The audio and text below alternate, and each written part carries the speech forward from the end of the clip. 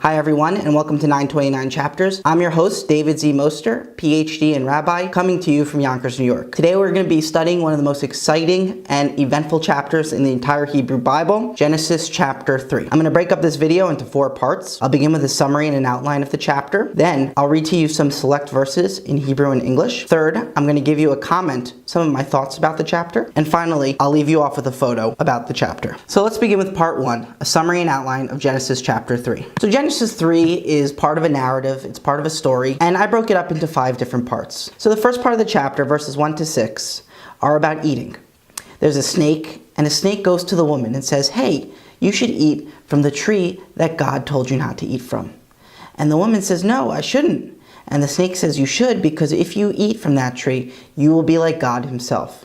So Eve thinks it's a great idea. She eats from the tree, she gives it to the man, and the two of them have eaten the forbidden fruit. The next part of the chapter, what I call Revelation, is when the man and the woman suddenly realize that they are naked. Until now, they had no idea they were naked.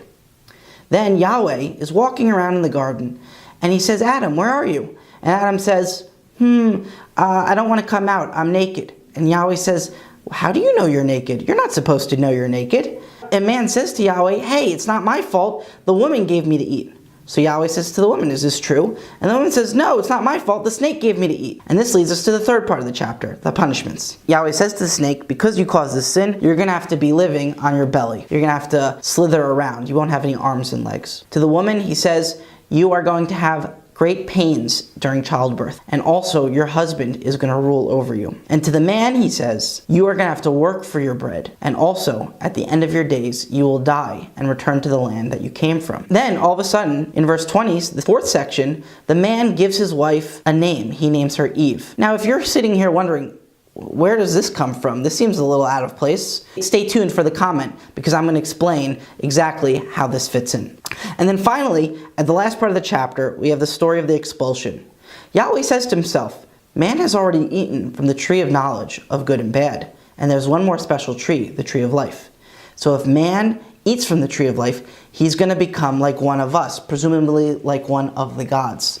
So I can't let that happen. I need to kick him out. So Yahweh kicks the man out with his wife, sends them to the east of Eden, and guards Eden with cherubim and flying flaming swords. That's the summary and outline of Genesis chapter 3. So now I'd like to read verses 14 to 19, the curses that Yahweh gives the snake, the man, and the woman for the sin that they had committed. Vayomer Adonai Elohim el hanachash. And God Yahweh said to the snake, Ki asita zot, because you did this, Arurata mikola behema umikol chayat hasadeh. You are more cursed than all of the animals and all the wild animals of the field. Al gachoncha telech va'afar tochal kol yimei chayecha. You will go on your belly and you will eat dirt all the days of your life. Ve'eva asit beincha uvein ha'isha uvein zaracha uvein zara. And I have put enmity between you and between the woman, between your children and between her children. Hu yishufcha rosh, he, meaning people, will strike you on the head, v'ata teshufeno akev, and you will be striking them at the heel. El ha'isha amar, and to the woman he said, Harbeh arbeh itzvonech v'heronech, I will greatly increase the pain of yours during childbirth. Be'etzev teldi banim, you will give birth to sons in pain. Ve'ali sheikh teshukatech, and your desire is going to be towards your husband. V'hu yimshal bach, and he is going to rule over you. V'la Adam amar, and to the man he said, Ki shamata l'kol ishtecha v'tochal min ha'etz asher tziviticha le'mor, because you listened to the voice of your wife, and you ate from the tree which I commanded you, saying, Lo tochal mimenu, you should not eat from it, arura ha'adama ba'avurecha.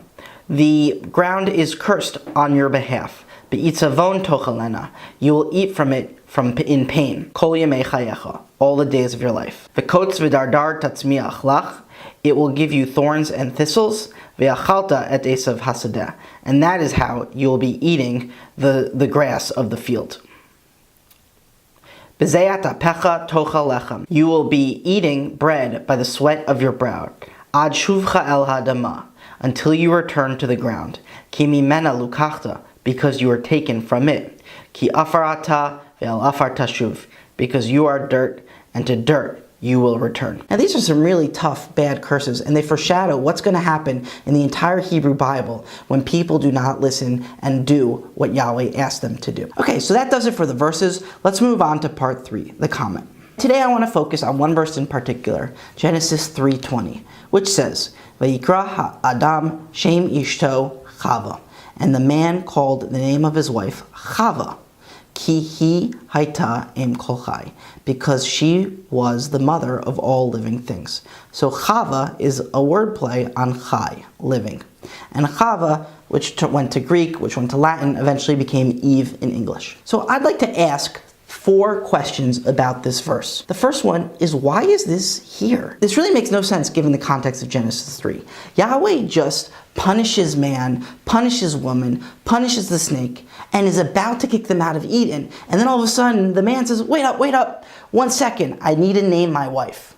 Like, what is this doing here? This really doesn't make any contextual sense. The second question is, hey, given the fact that in the previous section, the woman just gave the man the food to eat, it's going to get him kicked out of Eden, it's going to lead to his death, it's going to lead to him having to work for his food.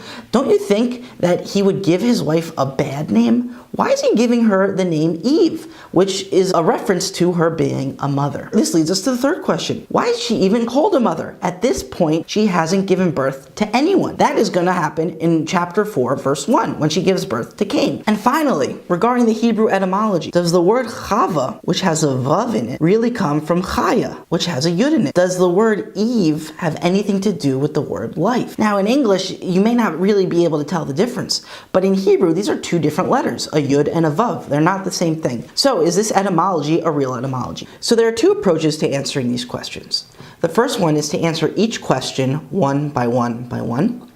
And the second approach is to make all the questions go away. The first approach is to answer each question one by one. The most difficult part with this approach is really the first question, why does this verse appear here? And some commentators like to suggest that really the main point of this chapter is about naming, because in the previous chapter, the man named all the animals. So really the whole thing about the snake is a tangent, but this is really a stretch. It's really a tough sell. That's really the most difficult part. Why does the man give his wife a positive name?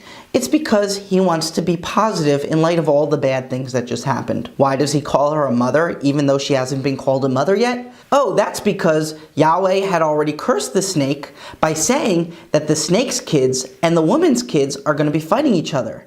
So the man said, if Yahweh mentions the woman's kids, that means she's going to be a mother, so I can call her the mother of all living things. And in regards to the etymology with the yud and the vav not being exactly the same, well, that doesn't really matter because it's all about alliteration, how things sound. For more on this approach, be sure to check my website, 929chapters.com, where I'll tell you different commentators who answer each question one by one by one. Now, there's a second approach to these questions, which makes all of the questions disappear. Traces of this approach can even be seen in the early rabbis, in some scholars of the 19th century, but it was best pointed out in 1910 in a commentary by John Skinner, which is in the public domain, so you can download it for yourself on archive.org. According to this approach, the word Chava actually means snake, and the man is calling his wife a serpent because she got fooled by the snake. So in order to understand this approach, we need to actually look at a language called Aramaic. And whenever you want to study Aramaic, the first place to go is the Comprehensive Aramaic Lexicon Project online, and I'll have a link to it in the description below. So what I'm going to do is search for the word chavi or chava in Aramaic and see what it brings up. So I'm going to click here, search the Cal Lexical and Textual Databases. Then I'm going to click here, browse the lexicon. Now you can type here in English or in Hebrew or in Syriac. I prefer Hebrew, so I'm going to type in chavi. I'm going to submit, and we'll see here on the side some different dictionary entries. So towards the top we saw here a snake. This is the idea we're looking for.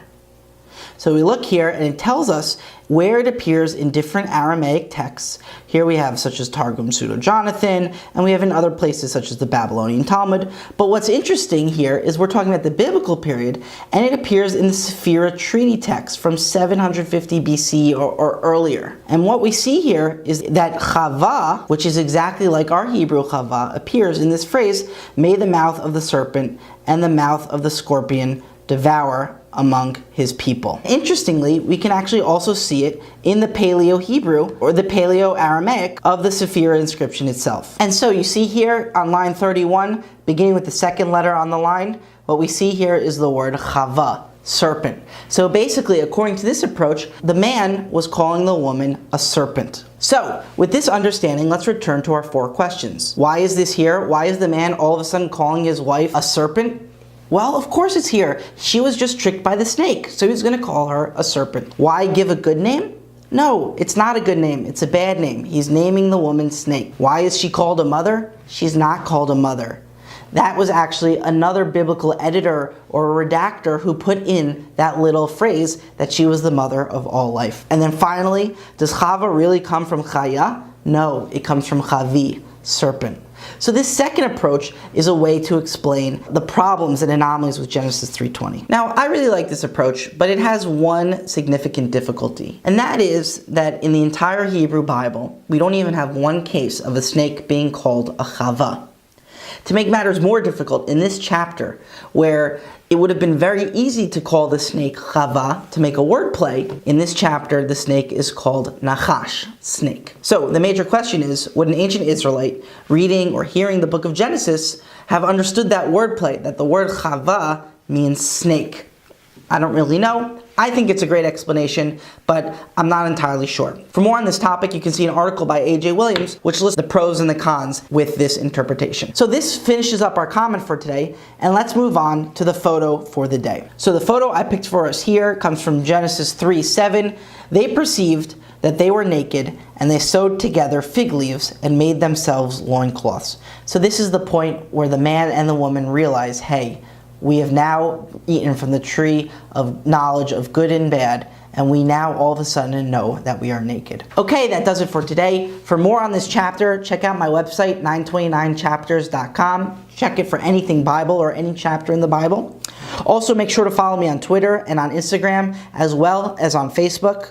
And finally, thanks for listening. I hope you join me for Genesis chapter 4.